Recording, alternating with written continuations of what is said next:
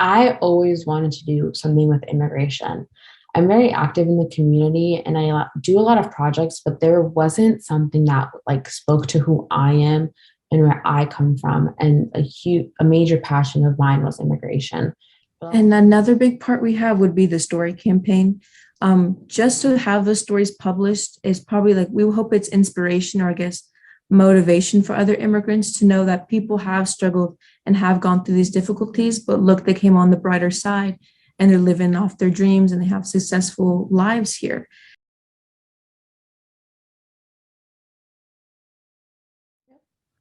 Awesome. Well, good morning, everyone. It's great to see everyone. Been lucky to see some of you multiple times this week. So it's a really enriched week of good times together, and it's great to spend time together again this morning.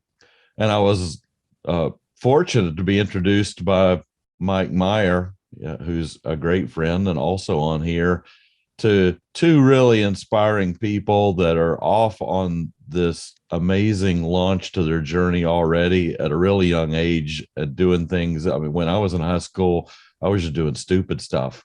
And they're like doing amazing, inspiring things, to help others. And they've formed their own organization, a nonprofit to help immigrants. So Jasneet and Komal Kaur are both here. Did I say those names close enough, right? Yeah, you did. Perfect.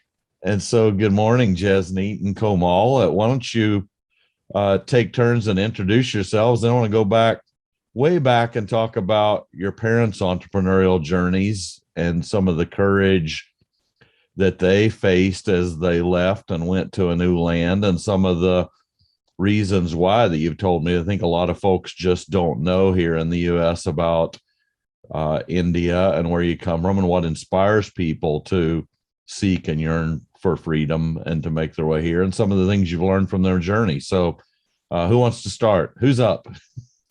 I can go first real quick. But before I start, I just wanted to say a big thank you to Randy and to everyone here today. Komal and I both really appreciate you being here and just listening to our stories. So my name is Jasneets Kaur. I'm a senior at Olathe East High School. In college, I plan to study computer science with a minor in business. And I actually met Komal my junior year of high school, and that is where we started this passion project of ours. And yeah, we're just both really excited. And Komal, if you want to introduce yourself. Yeah, so echoing what Jasneet said, thank you, Randy, for this opportunity, and thank you to everyone on the Zoom call for being here and listening to our story. My name is Komalpreet Kaur, and I'm a senior also at Olathe East High School. I was actually born and raised in Queens, New York, and moved to Kansas in 2017. And then in college, I plan on studying political science with a double minor in business and Spanish. Awesome. So let's go way back. You were telling me that your parents really needed to leave and come here because they were in danger. Tell us a little bit about that and what that was like for them. For sure. So both of our parents are from a northern state in India called Punjab, and it's on the border of India and Pakistan. In 1947, the state underwent a partition, so half of it went to India and half of the state went to Pakistan, which splitted families and just splitted many individuals. In 1987, the Indian government had ordered a mass attack against the people of the Sikh religion. My parents and Jasneet's parents practice a Sikh religion and were easily distinguished in society because of the men's turbans and beards. My parents are from two small villages. They lived about 3 to 4 hours away from each other. And my mom was in more danger than my dad because the Indian government, which meant the police in this case, was coming and picking up anyone in their preteens or young adults and killing them on the spot. Specifically, one time, my mom and her family they were in bed. This was late at night around 2 p.m. She has two other sisters and one older brother. And she heard what was a loud gunshot, but she thought it was the generator blowing up, which is very common in India. And so she went out to go check on our generator and see if it was actually the generator. And if so, she would go wake up her dad and her dad would deal with it. But in this case, when she went outside, there was a huge pool of blood right in front of her. And the way that our houses are like organized, I guess, in India is since they're in a village, it was a house and all around them was land. So like think about going into Western Kansas and like seeing those barns and then you have all that land when you're like going down the road. That's kind of what it's like. So when my mom stepped out in the distance out on the land, it was a pool of blood and two headlights shining right on her car. And the person that was killed was her neighbor.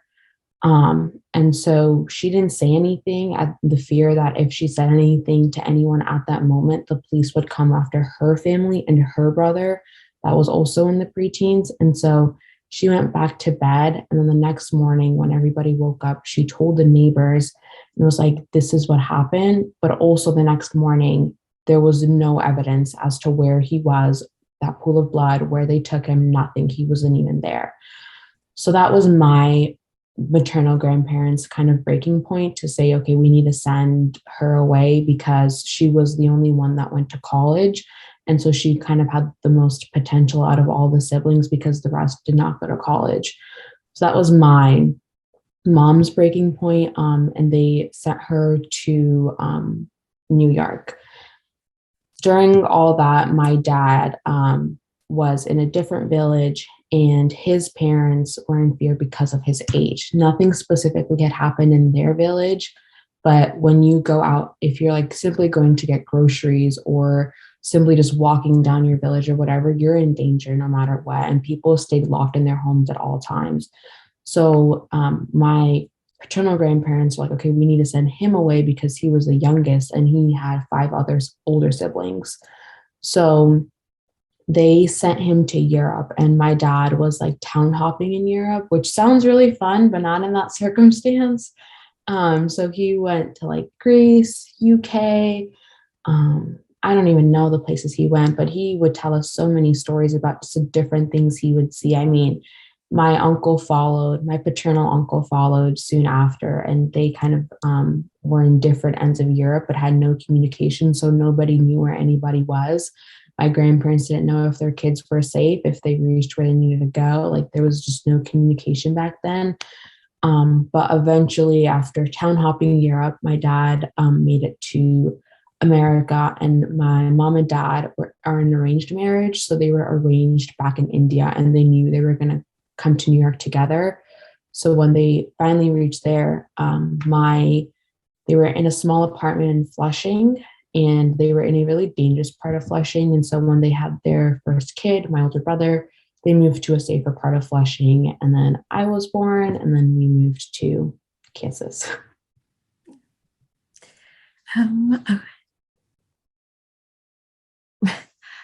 So I guess there's a lot there. Wow. We want to come back to some of that. What about you, Jasneet? So my story, I guess, is a little bit different from Kamal's. Both my parents did grow up in villages and in northern state in India. And my paternal grandparents actually sent my dad away first. He actually landed in England, the UK, for the beginning of his childhood. They sent him away when he was like just a baby, just out of the fear and the dangers of where they were living. He grew up in England, and he actually was one of 4 brothers.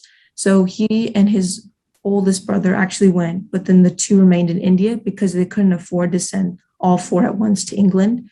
So my paternal grandpa took them to England, and there they were raised for a majority of like their teenage years. And after that, they actually headed over to England. We landed over to America. They landed in Kansas right away, and neither my dad didn't go to college, and neither did anyone in his family. So they both went straight into the workforce. They actually started in the restaurant business, and he's been in there for the past 25 years. And then with my mom, she actually was arranged to marry my dad when they were younger, actually. So my dad came back to India from America, and that's where they got arranged. And then both of them returned back to America in Kansas just to start a family, just for, safer reasons. And when my mom was married, she actually didn't get to see her parents for the next 8 years afterwards because there's no connection. She really couldn't go back to India, and the fear that she couldn't return back to America.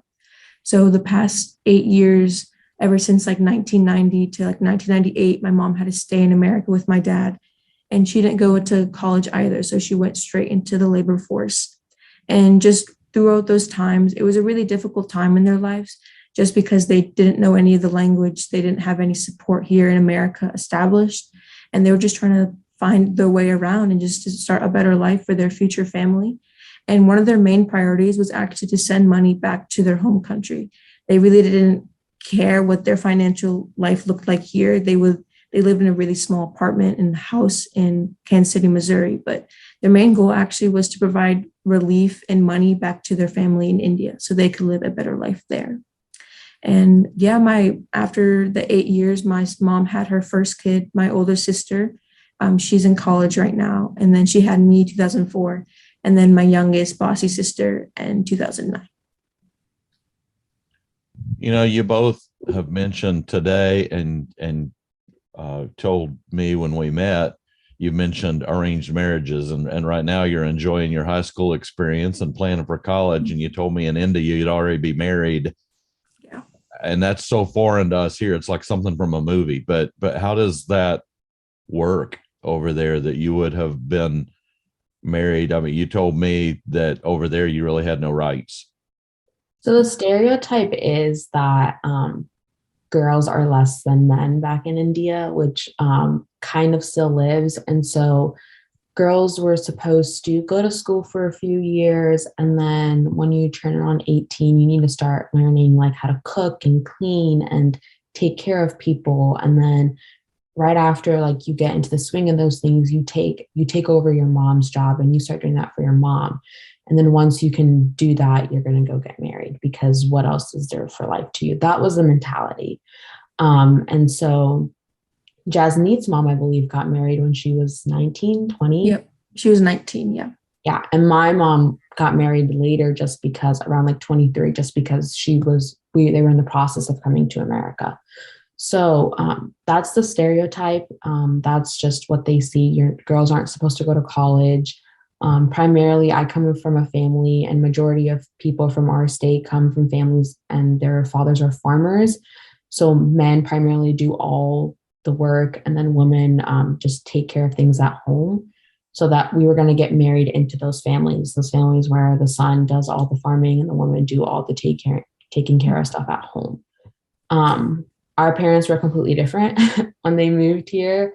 My parents obviously had their first son, which when you have a son, it's celebrated. Like you're going to give traditional sweets out to all your families. You're going to give out traditional outfits to all your families. You're going to throw parties. Like it's an amazing thing that you had a son born. When a daughter is born, they do the complete opposite. And they're like, it's like they mourn that a daughter was born. And it's kind of disgusting to see because it's like, what's really a difference between us? And like I said, our parents were different. My dad did the same exact thing that he did with my brother. If when he was born, he gave sweets to everybody. When I was born, my dad did the same thing. Same with Jasneet's parents. And she can share that also on how her parents dealt with that. So I'm actually one of three sisters. So my dad there's no boys in the family. So my dad actually, he never thought us any different. Like he never treated guys and girls any different. And growing up, he always thought like being a girl dad was like the biggest blessing he could ever have. And he continues like to share that with me to this day. And I'm really thankful for my parents' mentality and just everything they did for me. Just thinking of back, like I always think about what life would be like back at home, back in India, what I would be doing. Would I be in the college process like I am now, or would I be just sent away already? And it's actually really, I guess, like scary to think about just the differences between the cultures. But every day I just try to thank my parents for what they did. And I'm really lucky to have my parents and what like they taught me throughout the years. That's true. But I think back even before that, what your grandparents did, I'm assuming from the way you've described it, they didn't have tremendous wealth. So this was a humongous sacrifice to pick up a kid and ship them overseas. I can't imagine giving up my child willingly, especially a baby, as you said, Jasneet, and send away, but to just have the courage and the determination and muster the resources to do that. Did you ever find out much about just how they were even able to do that, to come up with the money to send them away? My my paternal grandparents actually were like, I guess, the leaders of their village. So they did have some sort of wealth and some sort of like influence within their community. So they still didn't have enough resources to send all of my paternal uncles away. So they just had to pick the best two. And my dad happened to be one of them, or I guess the most mature out of the group. But he was a baby, and my oldest uncle actually had to take care of him when they went to India and when they went to England. And it was just the sense of just trying to get as many kids out as they can. Throughout the years, they started sending more of their children away. It was just the first two. My dad happened to be the first of the bunch to leave. So my paternal grandfather actually was in the army. So he had some saved up money from that, and he was retired. So he was getting retirement money. And so that's kind of what helped him send my mom away and then eventually send my uncle away. And then with my, that was my maternal, with my paternal grandparents, they just had to work for it. They had to borrow money from some of the neighbors and then pay them back later. Like, it just wasn't an easy thing to like just say, okay, pick up your things and go, like there was just like, what do I bring? What do I not bring? Like, where am I going? Where, like, there was nothing. So like they had to ask people and borrow money, which they eventually paid back, but it was pretty challenging. Before we move to today, and I have an immigrant, Kurt has a question. Let's go talk to Kurt. Yeah, I don't want to get too far ahead because I'm sure these things, but I'm thinking as you're conceptually saying we have to leave India, or if that's the family's kind of attitude, what are some alternatives? Clearly, I mean, we're talking to you in part because you landed in Kansas, for God's sakes, which is you probably never would have guessed. What are choices? What are alternatives? And how do they stack up? And why Queens? Why New York? How Kansas? And what are the choices and alternatives? So for my family, they didn't really have, they had two choices. So because there was a genocide going on, which was very dangerous, it was either leave or stay, and you had a 50-50 chance of staying alive or passing away. So like it was a difficult choice, because back in India, you have your roots, you have your heritage, you have where you come from, like that is who you are. And then you come into a new country and you have to leave that behind, and you can bring some of that with you, specifically if you come to America. But there was these two choices. And so my dad chose Queens because, one, it was on the coast. So if you're coming in from Europe, it's easier to land on the coast than it is to come middle of Kansas. And then also New York, just because it was a more populated area, and my dad actually had one family friend that he knew there. And so one person is better than no person. So that's why they came to New York. Okay. And then same with my family. Just like Komal said, it was all about choices, and the choice was for my parents to leave. It was just like the right, I think, for my grandparents to do. And I think they saw the danger of their community and all the opportunity in another countries. There was, like I said, like Komal said, one connection in Kansas. It was a really distant family friend. And like Komal said, one is better than none. So I wish we ended up in like California or like New York, but we ended up in the middle of Kansas. But who am I to complain though? But yeah, you're still young, you got time. Yeah. And then secondly, just conceptually in that journey, I mean, those are life changes that most of us will never experience. I mean, let alone the genocide. But how important in the family is faith and that hope and that finding of one? So can you speak to that a little bit? For my family, very important. I'm going to go into religion a little bit, but we practice a religion called Sikhism. And the primary basis of our religion is to give back to the community. And one of the main words that we have is called seva, which means selfless service. So faith is very important to us. My dad and my mom grew up going to Gurdwara, which is our like version of church, every Sunday. When my parents came here, we were like, since the day I was born, I don't remember missing a Sunday from Gurdwara until I became a teenager and we got more busy. But like, it was very important to them, and it's also important to like the parents that they thought that they know that their kid is in a safe place. And I mean, my dad and my mom will always mention that a lot of times, like when they had their worst nights during this journey, like the one thing that they could do and lean on was praying. And so I think in that sense, faith was important to them. Yes, very cool. Thank you. And then same with my family, just like Komal said, faith is like the biggest part of us. We both practice Sikhism, and just like Komal said, every Sunday, if I'm not like working or really busy, I'm off to Gurdwara with my parents. And a clear distinction to know if someone is in our religion is from our last names. So Komal and I aren't related at all, but since we're both Sikhi, we have the same last name, Kaur. And that's shared with millions of people across the globe, just as a form of unity and equality. And then all the males have the same last name, which is Singh. So my dad's last name is Singh. My mom's last name is Kaur. So all the females get one and all the males get the other. Well, that's fascinating. And that was primarily to dismantle the caste system. So in India, it's known that there's a huge caste system, but different parts of India have different caste systems. So where we're from, if you were Jat, which is what Jasneet and I are, you're on the top of the caste and you were just farmers. There was no wealth associated to what caste you are in. It was the occupation that you have. And you were born into a caste. You couldn't like marry out or like just change your caste because you had more money. It was no, what is your dad's occupation? That is what caste you are in. So we were farmers, and when our religion was founded, the founders, I guess you can say, wanted to dismantle this idea of a caste system and saying that you are more than or I am less than. And so that's when they established the last name Kaur for all females and last name Singh for all men, because you distinguished what caste you are in based on your last name. So different castes had like different last names associated with them.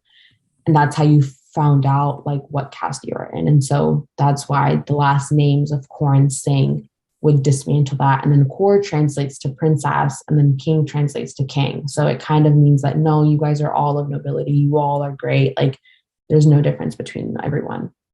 Yeah. Very cool. Well, thank you both for having the courage to jump on with a bunch of old fogies and share your story. And you're doing very nicely. So thank you very much. Thank you. And I think we had a question in the chat. It said, would you say that the caste system played a role in the opportunities you get? And I would say in India, yes, completely. You would be limited to what your parents did, and you would have to follow in their footsteps usually. And there was really no leeway in moving up or down a caste system. You would pretty much just stay put throughout your whole life. And I think, like Jasneet said, in India, yes. In America, not as much. But I will say that there still is a mentality of, are they your caste? I know in my family there is, and I know in other families there is for sure. So like the topic of arranged marriages, my parents told me that, no, we're not going to arrange you and your brother. Like, you guys can marry whoever you want, but there are certain criteria as to who we want you to marry. And one of them just happens to be that they have to be in the same caste that we are in. And the problem with that I see is not, number one, just a caste system, but also my dad's not a farmer anymore. And I'm not going to go back and do farming again. So there's no really reason to marry inside your caste. But again, it's just that mentality of, yeah, you have to marry inside your caste. And that lingers into America, even if you come to a new country. So the idea of pursuing your entrepreneurial dream there, that's pretty much cast at birth. Then if you were to say, I think I want to go hike off to the next village and start my own business, that doesn't sound like it's appropriate. No, yeah. I don't think we would walk to the next village either. I don't think like me and Komal wouldn't be allowed just because we're girls. Okay. Well, let's leap ahead then to the awesome journey you've started called the eye of an immigrant. Let's talk about what inspired the birth of that and what you've been doing and what you've been learning with that part of your journey. Okay. For sure. So I always wanted to do something with immigration. I'm very active in the community and I do a lot of projects, but there wasn't something that like spoke to who I am and where I come from. And a major passion of mine was immigration. For the longest time, I wanted to become an immigration lawyer until I found out what lawyers actually have to do. And so, so immigration was a huge passion. I had this vision in my head of what I wanted to do, and I just didn't know how to go about it. So I met Jasneet junior year AP English class. We just so happened to sit next to each other because we looked somewhat same, and we were like, we can become friends. And that's exactly what happened. A few weeks later, I told her about this idea as we learned more about each other, and she was like, let's do it. So that's exactly what we did. We started it, and then we did an internship with Startland KC, and it was an 8-week summer internship where we were able to actually take our ideas and put them to life and actually have a structure as to what we want to do and have a plan. So after that internship, we started our storytelling campaign, which tells stories of immigrant families. And we actually have a few interviews we'll be doing today to get some more stories. But that's one thing we do. We started with small businesses in Kansas City and local artists in Kansas City, and we shared their stories, either coming from immigrant families or being an immigrant themselves. And then, Jasneet, if you want to continue with the rest of our journey. Mm-hmm. So just backtracking a little bit, when we were in Startland KC, we decided we wanted to become more of a hub or a center for immigrants to come to, more of like an access point, because when we were doing our research, we saw that there was a big disconnect between like existing resources and current users, and the way that resources were so scattered and there were so many of them, it was hard to delegate what resources to use for your family circumstance. So when we were with Startland, I actually published our website where we have our story campaign and all of our other resources and initiatives that we do throughout like our time. And after Startland KC, like she said, we started interviewing business owners, and our most famous story came from Cafe Corazon. It's a Latin coffee shop in downtown KC. It's absolutely amazing. They have like Latin-inspired coffee and pastries. And Kansas City PBS actually reached out to us after we published our story. They found our organization like really meaningful, and they wanted to showcase what we've done so far. So we got to go on their Filter podcast where we just discussed our journey thus far. And it was an amazing opportunity because we got to share our message with a much broader influence with like the Kansas City metro area. And after that, I guess we started presenting at a couple Rotary clubs, and we actually were acknowledged by America's Promise Alliance. We won a grant for $250. It was the first little bit of money we got, and we were so happy to get our hands on it. And we won their grant. And afterwards, we started hosting immigration clinics, which Komal can go more into. For sure. So one primary thing that we saw from our experiences, and then I also interned with the immigration lawyer for a little bit to kind of get a feel for what lawyers do and how this whole process works beyond what I did for my family, is the paperwork. It is so tedious, time consuming, and expensive. So whether you're applying for a naturalization, if you want a visa, a work employment authorization card, whatever it may be, the application is very tedious, and it even goes into details like about your grandparents. So let's say I needed to apply for something, I'd have to fill in information about my grandparents and then my grandparents' siblings and where they all live, and if they're dead, if they're alive, when they're all born. Some of those things were really hard because families didn't know how to either get their hands on that information or how to not fill out that information, which you're allowed to do if you give the USCIS a legitimate reason as to why you don't have this information. So I saw that with the immigration lawyer. It was very difficult to get this tedious work done. I mean, I would be there for 8 hours a day filling out paperwork for people, and it was so tedious. After I left that internship, that was something I wanted to bring over to I Have an Immigrant so that we can actually help people with their paperwork. And so we hosted a clinic in November during Thanksgiving break where we helped families fill out their information. So we didn't actually give any legal advice. We just told them that like this is where you put this information, this is where you put this information. Because another thing with these applications, the language barrier, you might not understand a specific term on the application or what they're asking you to fill out. And so just simply saying, hey, you just put your social security number here, or you just put your alien registration number here is something that really helped them a long way, because those two numbers are really common things that do get confused because people don't know like which one goes to which, and it doesn't help that they have the same digits also. So it was just small things like that, helping them figure out what information needs to go where. And then just as we continued on, we actually landed the opportunity to work with a lawyer from one of our presentations. He's helping us fill out our paperwork to become a nonprofit with 501c3 certification. And we submitted our bylaws and articles of incorporation. So we're just awaiting his results. And prior to that, we did present at a couple Rotary clubs. We were at the Overland Park South Rotary Club, and then just the Rotary Club, I think, yes. And that is where we actually met Mike Meyer. He's on the Zoom call today, so shout out to him. He's been an amazing support system and just our mentor throughout this whole process. We wouldn't be able to file or do practically anything without him. So we just want to say a big thank you to him. And he's been a really good influence, and he has given us so many connections throughout the city. So just want to say a quick thank you. For sure. And echoing what Jasneet said, we had a vision as to what we wanted to do, and it was in the back of our minds that we wanted to become a nonprofit organization.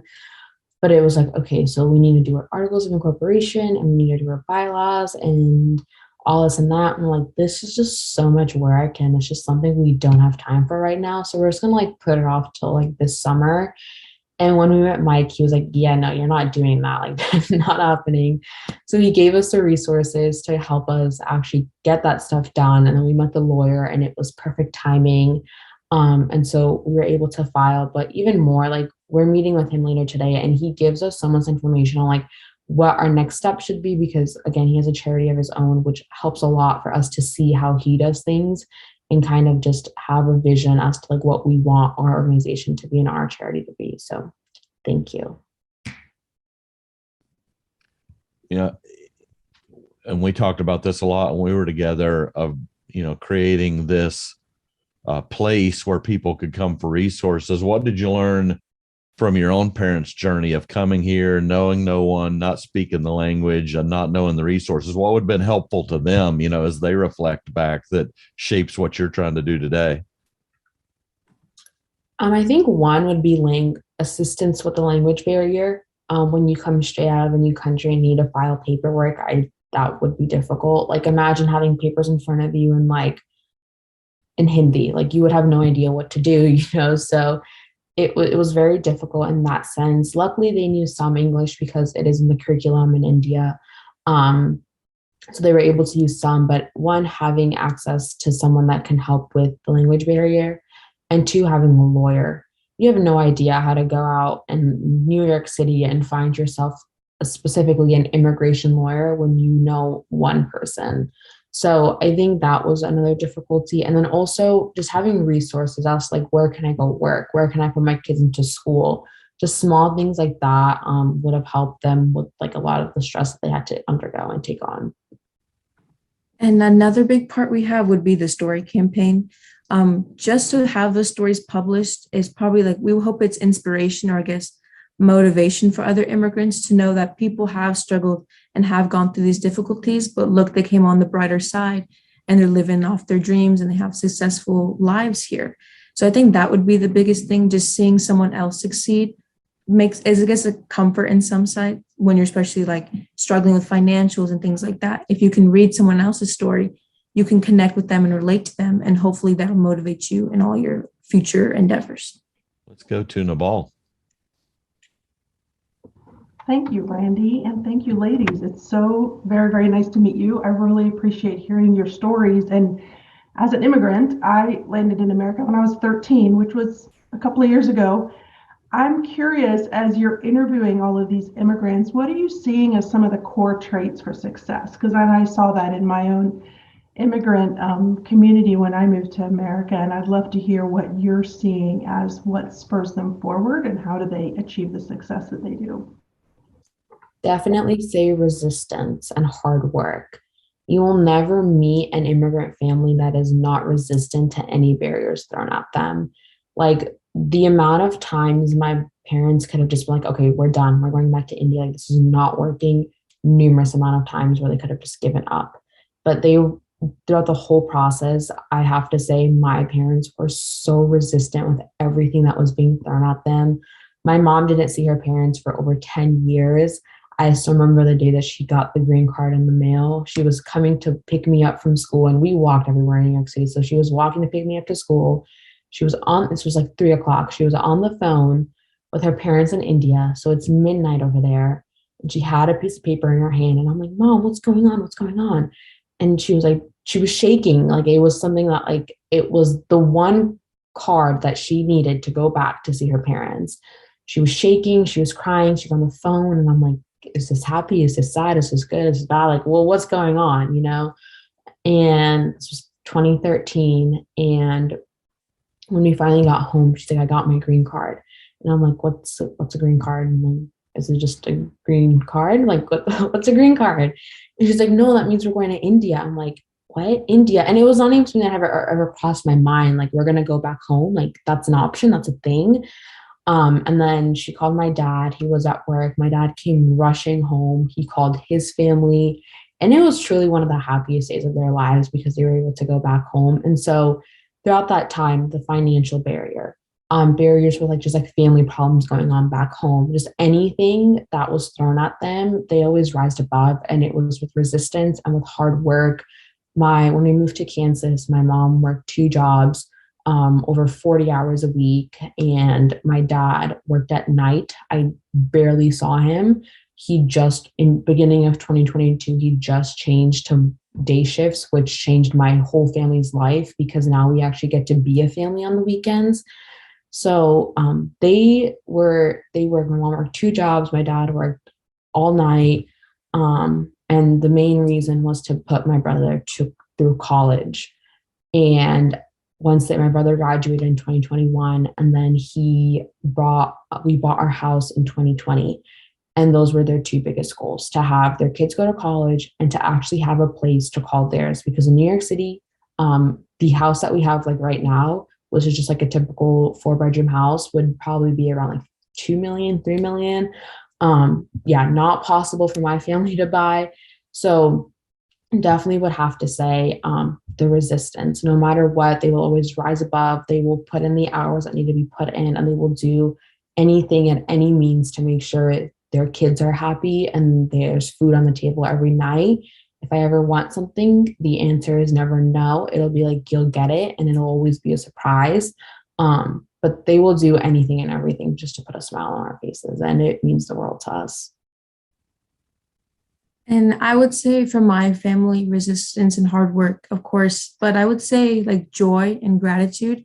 Growing up, my parents both worked in the restaurant business, so it'd be pretty long hours, and I would like hardly get to see them because of like their polarizing schedules. But I remember they'd always be so happy, and they would always come home with like food from work, and they would like bring cakes and cookies and steaks and fries, whatever. And just to see them happy with where they were at in life and just so grateful for what they had. Even if we were in our smaller house, I just remember that our house was just full of laughter and love and joy whenever possible, whenever we got together. And I think that food, like in many cultures, was like the binding agent. And my dad's actually the executive chef at Bristol Seafood Grill, and my mom's the prep chef at the other Bristol in Leawood. And I remember them bringing home food, and we would do all the cooking, and our house would smell so amazing that neighbors down the street would have to walk up to us and be like, what are you cooking? So I would say just joy and just the comfort of like your family, and food honestly really brought my whole like neighborhood together. And it was just that sense of belonging. And I think that food honestly brought a lot of our neighbors together, and which made my parents feel a lot more comfortable, because even if you can't speak, food speaks for you. Honestly, I think everyone loves good food. And I would just say that just joy and the happiness that my family got to bring really was instilled in me. And I hope to provide that like happiness wherever I get to go. And I hope to make as many connections as I can through joy and through happiness in all my future years. So yeah, I would say joy, and then food, of course, food. So let's go to Jeff. I think you both are incredible. And just a little food note, having was born in New York and a New York Italian, as a Italian grandmother once said, food is love. So I totally get that. But yeah, I think you two being seniors, I would have, as a senior in high school, I would have sweated through about 6 shirts right now. And you have great presence and energy, and I love it. So great. But obviously your parents have been an inspiration, and that's your stories are phenomenal. It's you can't even imagine it. But besides your parents, who do you look for guidance, whether that's people or books you've read? I'd love to hear that. I think for me, there's a few people. One, I look up to my teachers a lot. And I am the type of person that is like, I'm really close to my teachers. Like, I'm the good kid in class, but I'm also super close to my teachers. And so like, I will stay after class to talk to them. Like they want to hear about me. I want to hear about them. And like, we'll sometimes eat lunch together. Like, I'll go into their classroom whenever. I mean, I'll be walking down the hallway and I'm late to class, and like, no one will ever stop me just because of like, they know that I'm probably just running late talking to somebody. But I would definitely say my teachers, they are people that I can always go to and will tell me what I want to hear and what I need to hear. And so it's a perfect combination, because sometimes what you need to hear is definitely not what you want to hear, especially like during the college process. Like, I can't really go to my parents because they haven't gone through the college application process. They don't know what that looks like. So definitely my teachers, I can be like, hey, I'm applying to college and I have like, right now I'm like, I have no idea where I want to go. Like, even if I get into every single college I apply to, I have no idea what I would choose and what my first option would be. And I just had a conversation with a teacher yesterday about what that would look like for me.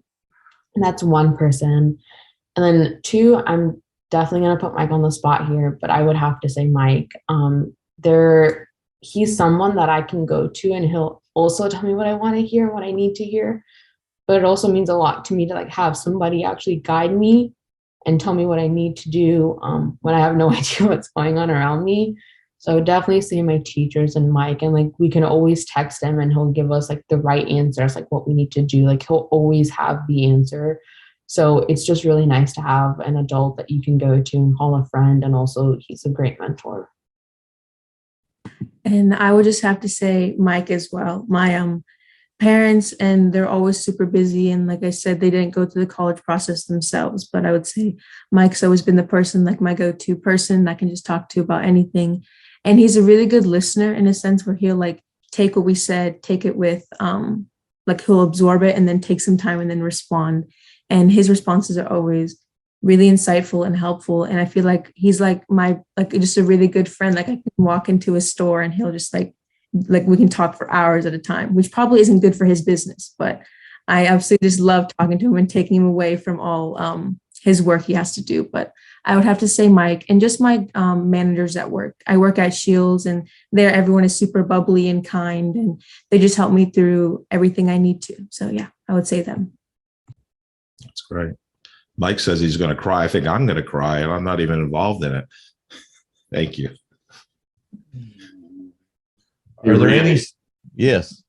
I also want to jump in. Thank you for the wonderful words, and I probably will cry. But you know, you run across a lot of people who say they want to do things, and a lot of people who ask for advice, but very few actually want to do things, and very few actually take the advice and do anything with it. And these two are the most amazing people because they listen and they execute. They also came last Saturday night to our Band of Angels Gala. They were there early to volunteer. They were there then to watch kind of how we did it.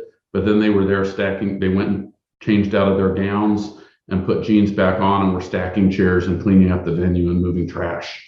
So it's their fortitude and their ability to really take mentorship and direction, and then put in the work on the backside is just incredible. So I'm so super proud of both of you. I really, it's really, really cool. Can't wait to see where this goes. That's awesome. You think about the interviews you've done, are there any stories of folks you've captured that really resonated with you and inspired you, and you look back and say, okay, if that person can make it, I can make it too? I think Cafe Corazon was a big one. So the owners were, I believe, immigrants, and when they were going to buy, like they were trying to find a spot to have their business, nobody believed in them. Nobody trusted their business plan. Nobody wanted to sell them a store where they can make their cafe, which is definitely heartbreaking to like have such aspirations to do great things, have a solid business plan, and then somebody tell you you're not worth it. No, like we're not going to give this to you. That would definitely be devastating. And so when we talked to one of the owners, she was like, we ended up buying a spot in a corner spot in Westport. And the only reason we were able to get it was because a car had smashed into the side of the wall, and there was a lot of damage that was done, and they just needed to sell this store. And so we bought that store, and the only reason we were able to buy it, one, because it was way cheaper, two, because they just needed to sell it so they couldn't say no to our business plan, and then three, because her husband, the other owner, was able to actually fix the wall. So they fixed the wall. They painted a beautiful mural on that side of the wall. Absolutely gorgeous. I mean, I think that's what they're known by, that mural on the side of the wall. They painted beautiful murals on the inside of their stores. And now they're opening a second location actually this Friday, which is so inspiring to have to see like people telling you, no, you're not worth it. No, we don't trust in your business. No, we don't want to give you this land because we don't think it's going to be successful. And then being very successful, being very famous in Kansas City. And also like they've won several awards about like the best coffee, like the best hot chocolate and stuff. And then now being able to open a second store and persist through that and being able to actually accomplish what you want to do. And then coffee is such a big part of them because that's where coffee is going on in America. So being able to use, again, food as comfort, I think is really inspirational. And I would just say the same thing as Komal did. Cafe Corazon was, I think, our biggest supporter story-wise. And what they did for us was, I could never like thank them in a million years. They opened so many opportunities for us. And if you guys ever want good coffee, please go there. It's like absolutely phenomenal. And you have to get their pastries too. Let's go to Elizabeth. Okay, Nabal and I are going there for coffee next week. Hey, I just, echo what everyone has said. You guys are really amazing. And could you please come and talk to my teenagers and tell them to have a better attitude about, no, but as I sit here, I'm flooded with, oh my gosh, how do we get these women out in front of, political leaders and social groups and educating so I've got all kinds of ideas, right? But this is your organization. This is your life. This is your what's next.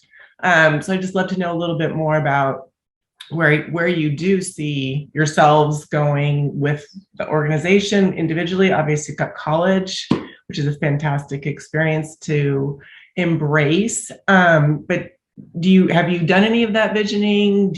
Are you just sort of, you're doing amazing things and it's fine to just keep putting one step in front of the other and seeing what happens. But what would be your dream and what can this community do to maybe support that?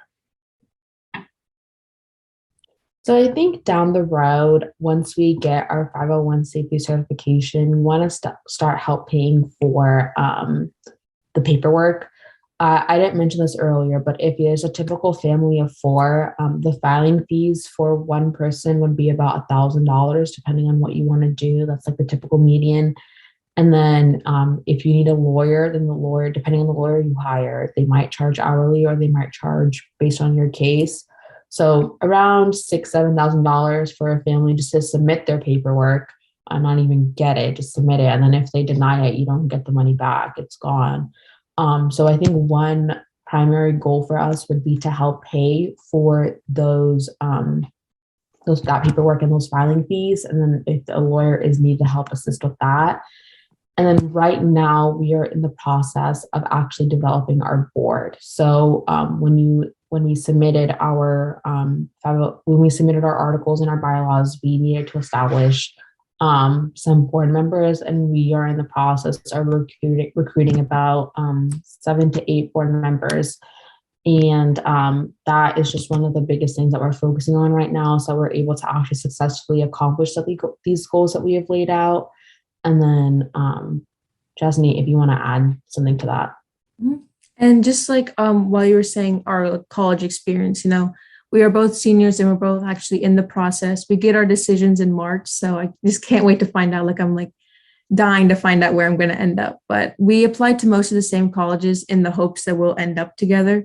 But if something happens or we aren't going to be going to the same college, I think we'll really keep this up. This is a passion project for the both of us. And I would feel like all the time and dedication we've already spent to this, I think we'll continue it in college, just through the virtual world too, because we stay up and do FaceTime calls until midnight, and we do these Zoom meetings with everyone here. So I would say technology is really going to help us in our future if we do end up parting ways. But I think Komal and I are going to be pretty good business partners for the rest of our lives.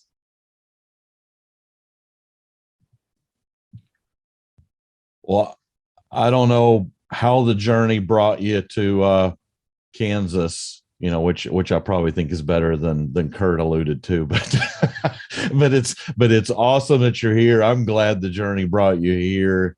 You just inspire me, and I look at all you're doing, and I think there's no reason I can't get up and work a little harder today to make a difference. So you're just doing amazing things.